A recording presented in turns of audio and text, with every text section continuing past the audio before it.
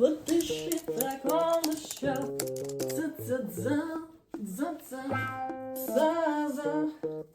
That's not right. Hello! It is nearly 2026. Yay! This is my end of the year book tag. I just watched Throne of Pages do hers. I was quite inspired by that. We're nearly at the end of November, so it's basically just over a month until the year is over, and December is always crazy for everybody, so fingers crossed we can actually get some of this done. I've got my bubbly for refreshment. Refreshing. First question. Are there any books you started this year that you need to finish? I am awful at DNFing books. I don't know what it is. I feel like a failure when I DNF a book. I know I shouldn't, unless it's really early on. Like if I'm starting to read a book and I'm like, I can't dedicate any more time to this, I'll get rid of it. But if I'm like halfway through a book, I have to finish it.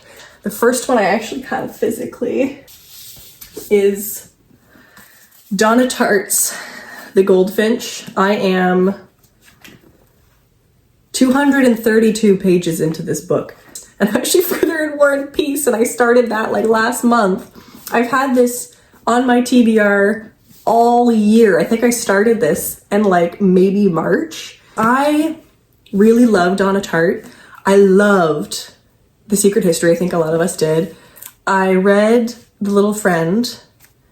Didn't love that one as much. I mean, her writing is phenomenal in every book that she writes. But I didn't like the conclusion of A Little Friend. I didn't find any of that to be satisfying. It just wasn't for me, I guess. I am having the hardest time reading this. Every time I pick it up, I'm like, oh, this is such a chore. And I don't want it to feel like a chore because I've heard such good things about it. And I feel like I'm enjoying it. I don't know. I really do want to finish this before the end of the year. Just to mark off my Donna Tartt journey. I feel like I will like it. And you know what might be the reason that I'm having a hard time with it, and this is so stupid, is the size and shape of this book. I got this thrifted at Value Village, and I like that it's floppy. I'm a fan of a floppy book. I hate the size of this book. Secret History. Look at the size of this. This is a very nice and floppy copy. I love the size of this. I love the feel of it. The font size. It's beautiful. We love. This behemoth. She's a mammoth, of course. Is so freaking tall. I just don't like how tall it is. Have a hard time with it. I do like that it's floppy. Floppy books are the best. Go back on the shelf. Another book that I want to read before the end of the year that I've started is Ninth House by Leigh Bardugo. I love Leigh Bardugo. I remember reading Shadow and Bone trilogy when it came out, which was, oh my god, I was in like middle school, early high school, and I borrowed them from the libraries. They were coming out. I loved them. I haven't reread them. I probably should. And then I read Six of Crows and Crooked Kingdom. Loved those books. They're both 5 stars in my eyes. I love them both. I love her young adult writing. It just didn't click with me.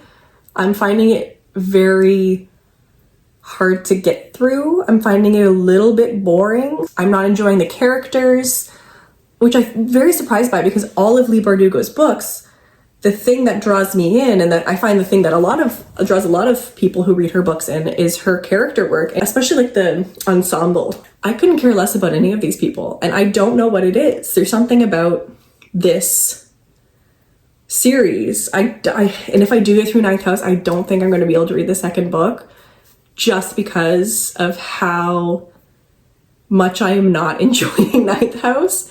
I have it on my Kindle, or my Kobo rather. I just gotta hunker down and read it. Another one that I started this year and should finish, I think I started this one last year. That's embarrassing. The Final Offer by Lauren Asher. I read the fine print, and then I read Terms and Conditions, and then I started The Final Offer. They're fun little pulpy romance novels. I don't know why I'm having such a hard time with this one in particular. I'm just like not enjoying it as much. I'm finding, maybe I'm just like not in the mood for this kind of book right now. in a romance novel and in any novel, and maybe it is again Canadian, growing up around hockey players and then going to university and being around the worst kind of hockey players. Anytime a hockey player is in a book, I automatically hate them. It's not your fault, but it is. The only person in my life who's allowed to be playing hockey is my nephew. And everyone I've met in real life who is a hockey player, who isn't like a small child, is an asshole. So I think maybe that's it. The main guy, he was a hockey player. I think he's retired. Or he had to leave from an injury, I think. Yeah, I don't know. I might be just DNFing this. Anyway, that's that. The second question is, do you have an autumnal book to transition into the end of winter? Last year I read The Shining at this time. I think that was like one of my big November books. And that's, I think, a really good book if you want to shift from like fall into winter, just because it's like spooky, but it's also very wintry. And I think that works really well. Misery is another good one. I've heard good things about Paul Tremblay's Survivor Song. So I might try to read that. It looks very wintry. Darcy Coates is another author that I believe, I can't remember what the name of the book is. I'm going to find it. I'll put it on screen. I've heard she's a good horror author, so I might check that out. This one I don't have a great answer for. I read spooky books all year long, so it's hard to like differentiate that season with every other season because it's just all the seasons. Any recommendations are welcome. Is there a new release you're still waiting for? I don't keep up with what's new in publishing very well. I'm just not in the loop, I guess. But if we're talking things that haven't come out yet that I am always waiting for, my favorite manga series is the Yakuza's Guide to Babysitting. I'm so sad that the anime only has one season. I am so sad about that because it's so good. Or up to volume 7? Yeah, volume 7 is translated into English. That's definitely something I am waiting for. If you want to read a manga series that will have you just like smiling and kicking your little feet, read and or watch The Yakuza's Guide to Babysitting. It is so good. What are 3 books you want to read before the end of the year? I'm reading like some heavy books right now, in the middle of reading War and Peace. I'm reading Coin Locker Babies by Ryo Murakami. I want to read something young adult to kind of break the tension a little bit there and kind of go into this happier season, maybe not reading something so heavy. Young adult books are up there. Legend Born by Tracy Deonn. I've heard really good things about this and it seems like right up my alley. So basically this young woman's mother dies and she goes to this school after and she witnesses this like magic that happens, this magic attack that happens. And this society is like, we gotta wipe her memory. So this guy Merlin is like wiping your memory and it doesn't work, which indicates that she has some sort of magic. I love like King Arthur vibes. I think that's really fun. So I think this is gonna be just like a juicy little treat, like a fun little brain candy moment in between reading more aggressive and intense books. Another book that I wanna read is Everything is Up High Today, is Lolita by Vladimir Nabokov. It's on my 100 classics to read in a year, and I technically have started it. So I'm basically restarting this journey. A really good video by Owl Criticism on Nabokov and his writing, and it kind of got me re-inspired to read this book and to really finish it and really, you know, get as much out of it as I can. Me say, I'm gonna read something light. So I think it'd be really nice to go into 2026 having this under my belt. Another one, oh, this one I don't have to get up too hard for, is Penance by Eliza Clark. I read Boy Parts by Eliza Clark this year and I didn't love it. I found the main character to be absolutely insufferable and I just didn't like the book. But a friend of mine assures me that this one is much better. So her and I have very similar tastes. So I'm thinking I'll probably really like this. I want to read this because I really want to give Eliza Clark another chance.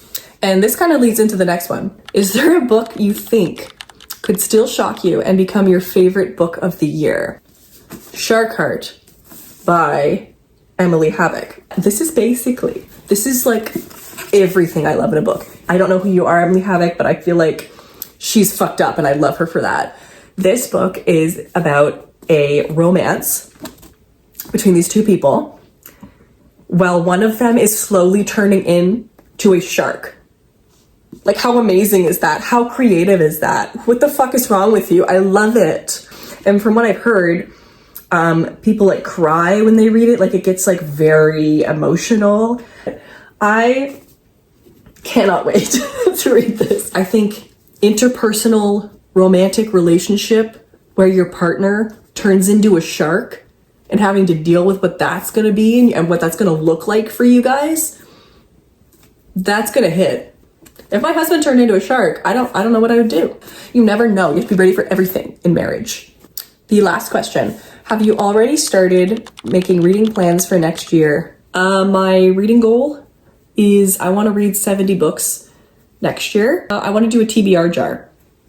So I want to write everything that's on my physical TBR. I want to put them on little slips of paper. I want the slips of paper to be color coded for genre, and then maybe do some videos pulling those out. I really want to finish reading War and Peace.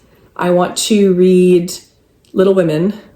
I want to read Crime and Punishment. Another one that I really want to read is Moby Dick. This is my white whale. I have no interest in this at all, but it is on the list of 100 classics, and I feel like after I finish War and Peace, I'm going to be on top of the world, and that's the point when I should try to read this. Because I'm going to be like, I can read anything. I can do anything that I want. I'm a champion. I read War and Peace. I can do anything in the world. I could climb a mountain. Why the hell would I do that? But I can. And another thing, and this might be the most ambitious, is a book buying ban. Oh my God. I'm not going to talk about that any further. I think I've had a really good reading year. I'm really proud of a lot of what I've accomplished this year. I finished The Count of Monte Cristo. I'm part way through War and Peace. I really knocked out a bunch of classics that were on my list. I built my bookshelf, and I've put out more YouTube videos, which is something that I'm also really proud of, because it's something that I had been meaning to do and wanting to do and planning, but didn't really have the time or the energy to do. I have a chronic illness, and I work full time, but I think I have proven to myself this year that it's something I'm capable of doing, and it's something that I enjoy.